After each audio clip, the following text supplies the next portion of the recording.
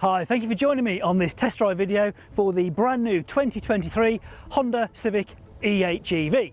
Now already I'm throwing abbreviations at you. What does HEV stand for? It's a hybrid electric vehicle. So now Civic has our two-motor hybrid system that is shared across the mainstream range of our vehicles. Now we are positioning this as the driver's hybrid, and what we're going to do in this little video is take you on a bit of a journey so we can show you and take you through some of the technology that make it the driver's hybrid. Now, one of the things that's worth pointing out before we get driving is that there are three grades of Civic. We've got the Elegance, the Sport and the Advance. Now I've got the Advance here with me today, but the difference, or one of the differences, is that the Elegance sits on 17-inch wheels and the Sport and the Advance are on 18s. So there may be a little bit of a difference there, but from a powertrain point of view, they're going to be absolutely identical. So enough chatting on the outside. We've got a private road, a brand new Civic. Let's go for a drive.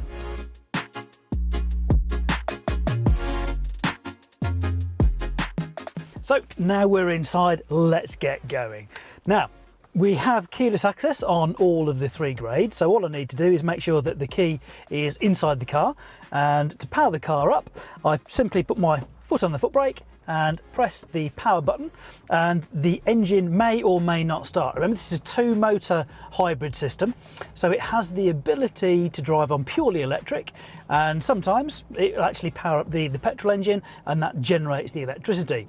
However, it's going to be the electric motors that actually drive us along. So my seat's all set up for me. I'm all good to go. I think we'll change the temperature a little bit just to warm it up a bit, and I think I'll put my my wipers on as well. We'll get those into, in fact, let's put them onto the auto position. So first things first, we're running. The engine is now powered up, but either way, even if you're in electric mode or you're in hybrid mode, you'll see a little green icon of a car on the dashboard with an arrow underneath it pointing both directions, because obviously we can go forwards or backwards, and it means we're ready to go. And the transmission is very, very simple to operate. It's like any other automatic I'm sure that you've driven before. If you want to go forward, you put it in D. You want to pop it into reverse, you just pull that little slide backwards. And of course, all three grades get the rear view camera, so you can see the view behind you. And of course, if you turn the steering wheel, it will actually show you the intention of where you would be going on that lock. But of course, we're going to be going forward, so I'll just pop it into park for a moment before we set off. And then we're really going to feel that electric motor. So remember, this is going to give us 184 PS of power and 315 Newton meters of torque. So let's get going. My foot's on the foot brake. I'm going to pop it into D. The parking brake is on, but of course I've got my seat belt on, so it's automatically going to release for me. So as soon as I pop my foot onto the accelerator, we get going. So we're driving off in EV now, and straight in front of me I can see a power meter. So it's just registering a tiny bit over the minimum there, and we'll get to a straight bit and we can show you how that builds as we accelerate more. So as I say, at the moment all we've got is an electric motor driving us along. There's no engine noise at all. I'll now put my foot down a little bit and you can see that actually builds up, and that goes up to sort of a shade over 50% on the power meter. As I come off the accelerator, a couple of things are going to happen here. Is obviously you're going to slow down, but it starts regenerating. So it's starting to put some energy back into the battery at the back of the car, so we can use that for acceleration later on. Now, if I want to get more regeneration, I can use these paddles behind the steering wheel. So all I do is actually I can pull those, it gives me one little down arrow, and then if I pull on the minus, it gives me more regeneration, so minus is minus speed. So now if I back off the accelerator, it'll slow down even more. So we've got 4 levels and off. And this is down to personal driver taste. So it might be that as you're driving along around the town, you might have it on level 4, and that's going to give you a reasonable amount of deceleration. And that's again charging the batteries up, not using the physical brakes, just using the motor to regenerate the power for you. If you're on the motorway, you might not want any extra regeneration at all, because you just want to, as you lift off, continue your momentum. So the choice is yours, and you can use these paddles. Now, I haven't mentioned the drive modes yet. So if you've had a Honda before, you're probably used to comfort mode. We've got, if we push it forwards, we've got sport. And if we pull it back from our normal position, you'd get econ. So we've had those before. And I'm going to come back to these in a moment as well. But if I'm in sport mode, just pop that back into sport. Oops. Just pop that back into sport and I pull my paddle, you'll see a little M comes to the side of the D. So that memorises the amount of regenerative braking you're going to get. And every time I come off the accelerator, it's going to give me that level of regeneration. In drive mode, when you pull the paddles, it will memorise the regeneration level for a few seconds, and then it will put you back into the normal level. So again, as a driver, you can interact with that system as much or as little as you want to. So I mentioned the drive modes. We've got our normal, we've got sport, we've got econ, but we have a brand new one as well. So if we push it all the way up, you get individual. Now this allows you, as the driver, to choose how you want the system to work. So you could have a combination of some of the econ features and some of the sport features in your own personal setting. First impressions of this drive, absolutely tremendous. So we're going fairly steady, we're just doing about 30 miles an hour, but you can feel a nice weighting to the steering. I've got fantastic visibility all the way around, even on this sort of slightly rainy day, but I've got great forwards, rearwards vision, absolutely mega. Too slow to be feeling the differences with the wider track and the longer wheelbase, but I know as I pick up the pace a little bit, when I'm on the public roads, maybe on a motorway, a nice winding country road or something, I'm really going to get that nice feedback from this revised suspension. So we mentioned regenerative braking using the paddles when we lift off the accelerator. Of course, you're going to get some regeneration when you use your foot brake as well. So for that first amount of travel, it's actually using the electric motor to slow the car down. And again, it harnesses that energy so that you can use that at a later date for acceleration. And it's going to improve your fuel economy. So just that light little press on the brake pedals, it's slowing me down and it's using those motors. Again, really, really clever system that we've got in our HEV system here, our 2-motor hybrid system on the new Civic. Added to the visual space that we've got around us, so with the lower glass level, the better vision out of the windscreen at the front with these A-pillars pulled a little bit back towards the base there, so it gives me fantastic vision. We know this is a really practical car. I've got loads of room, my rear seat passengers, they've got loads of room, and probably more importantly to them, they've got rear ventilation, they've got USBs, 2 in fact at the back, that are illuminated around the socket so I can find them really nice and easily. So when we get to where we're going, of course we're probably going to be putting something into the boot or taking something out of the boot. And with 404 or 410 litres space inside there, depending which model you go for, we know we're going to have ample room. We know our 2-motor hybrid system has certainly got the pace.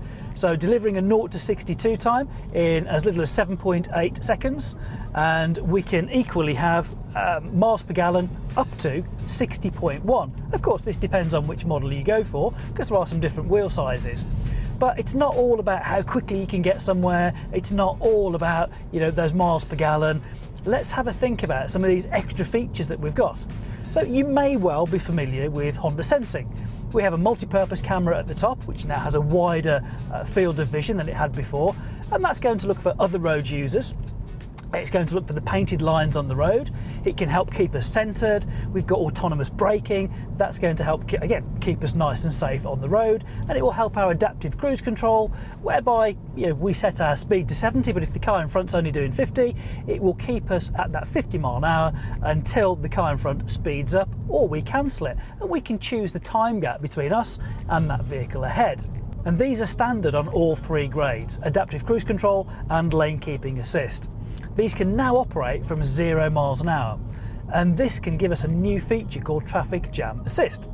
So we can have steering assistance and the ability for adaptive cruise control to get us up to our desired speed of maybe on a motorway 70 miles an hour, right down to 0 if we encountered a traffic jam, and both can work together. So we hit some traffic on the motorway, and it's actually going to give me a little bit of steering assistance because it can still see the painted line markings, and it slowed me down. And if the traffic moves again within sort of 5 seconds or so, it'll start me back up again. Over that time, a little icon comes up on the screen saying stopped. Then all I need to do to get going again is either push up on this little tab here for resume, or give it a little press on the accelerator. So again, taking some of that that fatigue that's going to be created by traffic jams and the stress, it takes that away for you. So another little feature, you can choose to use that or not, entirely up to you. You are in control of all of these systems, but they're there just to make your life that little bit easier and safer. If, for instance, I didn't want to use traffic jam assist because I didn't want lane keeping assist on or adaptive cruise control, my complete choice. But one thing I would do in that instance is pop on brake hold. Simple press of the button will give me a notification on the dashboard that that system is active. It says brake hold and a green icon on there for me. And what that does is exactly what you'd imagine. It holds the brakes on. So now I'm just going to slow down using my brakes. We come down to 0 miles an hour. We've stopped. And then what's going to happen if I take my foot off the brake? It actually holds the brake pressure on for as long as I need it to. So then, as soon as whatever's cleared in front, we're at a junction or whatever, because I'm not going to roll back or anything like that, all I do, accelerate away, and we're good to go again. Again, this is something that is user selectable. You don't have to have it on, but if you want to, as long as you've got your seatbelt on, press the brake hold button and you can activate that for you. So some of the information that I've got visible for me, I've got a lovely 10.2 inch TFT screen in front of me, because I'm in the advanced model, as I might have mentioned. And I've got my power meter on the left, I've got my speed on the right, and I can scroll through different things in each of those. So I've got navigation, turn-by-turn signals on the right, I've got navigation there, I can have my average trip journey information, those kind of things. But I can equally get that up here as well on the centre 9-inch screen. So we can see at the moment on my current drive, we've got an impressive 67.8 to the gallon there. I'm doing quite well, bit of a eco challenge to myself there. I can see what range we've got from the fuel that's in, and right in the centre we can see I'm in hybrid at the moment, so we can see the indication of the battery at the back there, and if we've got power coming from the petrol engine or if we've got it purely coming from the battery, as we have now, we're driving along 100% in electric. If I put my foot down and accelerate a little bit, you'll see that the petrol engine starts up, and that's to start generating a little bit more acceleration from the electric motor to store some energy into the battery there. And already we've gone back into EV. So a nice little bit of information, but of course, you might not want that up. You might want your CarPlay on there, for instance, so you can pop in whatever features you want on there. You maybe go to your own chosen navigation if that's what you wanted to, rather than the cars, or we can just go back home again.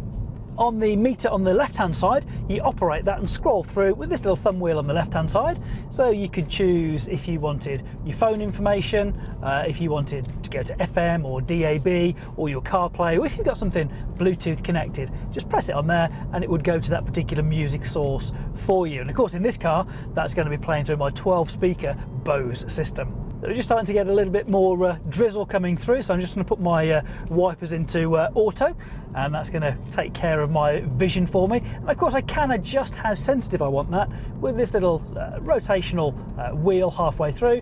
The stalk here, I think halfway is good on there for me, that's perfect. So again, it will differ from vehicle to vehicle. So on this particular model, my petrol gauge is on the right hand side and the energy level in my battery is on the left hand side.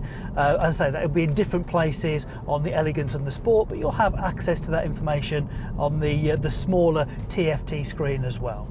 So we've got good vision and good visibility out of that front windscreen because my wipers are set to auto. But let's imagine I've got a slightly dirty windscreen, a little bit of mud's been thrown up or something like that. And just going to demonstrate our Smart Clear wiper system. So the washer jets are actually above the wiper blade, and they will put windscreen washer fluid above the wipers as they come up, not on the way down, and that uses 40% less water, and as you can see gives crystal clear vision once it's actually gone through its process of cleaning the screen for us. Down this road, as I mentioned, it is a private road. We're not going to get anything coming the opposite way. We're not going to get anything overtaking us. However, If we did in the real world and we had something in our blind spot, we'd get the little indicator in the door mirror that would illuminate to tell us there's something there, to watch out for it, if it was in our blind spot of course. And if I indicated, let's imagine there's a car to my right hand side, I haven't actually seen it, and I put my indicator on to show my intention of moving over the lane, it would not only be illuminated, it'd start flashing and beeping at me to really warn me, you know, watch out Duncan, there's something to your right, maybe stay in this lane for a little bit longer. Of course the same would work if I was pulling back into my lane with the left indicator. And that is standard on all 3 grades of Civic. Because we have blind spot information as standard, that also means we have cross traffic monitor as well. So they use the same radars that are at the back of the car. So if I pulled into a parking space at the supermarket and I've got a big panel van parked either side of me, I'm going to really struggle to see out of my side windows when I reverse out, and those radars are going to be looking as I select reverse. They're going to be seeing if anything's going to cross my path behind me, and it's going to warn me on the screen in front just to stay where I am for a moment, wait, and then do my reversing manoeuvre. So I turned the temperature up a little bit in here before, and it's starting to get nice and warm. I think maybe a little too warm. So we've got these nice little dials down here, which have got a real nice click to them, and this knurled finish just on the outside. So physical buttons and then the digital display, which is a really nice combo. This is synchronized at the moment, so whatever temperature I set it to, that's what my passenger gets as well. However, if we turn the sync off, my passenger could have 18 degrees and I can have 21. Perfect, stops any of those related arguments. Then I can choose, well, do I want, you know, fresh air coming in, which I have, or recirculate, the mode, rear screen heater, front screen heater, and if we just want the blower rather than air conditioning. Now, on a day like today, although a little bit of rain coming down, it's not winter, but I've got my heated seats in here as well, which is, again, a really nice feature to have on this particular car. Very, very good indeed. So below that, I've got my USBs, so I can have my one for my Android Auto if I wanted to use that through the system there, or just simply charging something. I've got my wireless charger here for my particular phone, an iPhone, so I can pop that on there, and CarPlay is wireless in this car as well, which is another really nice feature. Then when we get to our destination, what are we going to do? Well, obviously, we're going to pull up. So when we pull up, we'll just park it along the side here, all good, and then foot's on the foot brake, press the P button, that's going to put the transmission into park, pull on the parking brake, and then the power button is going to turn it off. So there we are then, folks. Hope you've enjoyed that as much as I have, and that we've shown you how it is the driver's hybrid, and we've got those 2 sides to Civic. Now, I'm sure, of course, you want to make up your own mind. These are just my opinions, my thoughts on the car. So please contact your local dealer. They'll be delighted to book you in for a test drive at your convenience, so you can make your own minds up on this excellent new car. Thanks for watching, folks. Take care.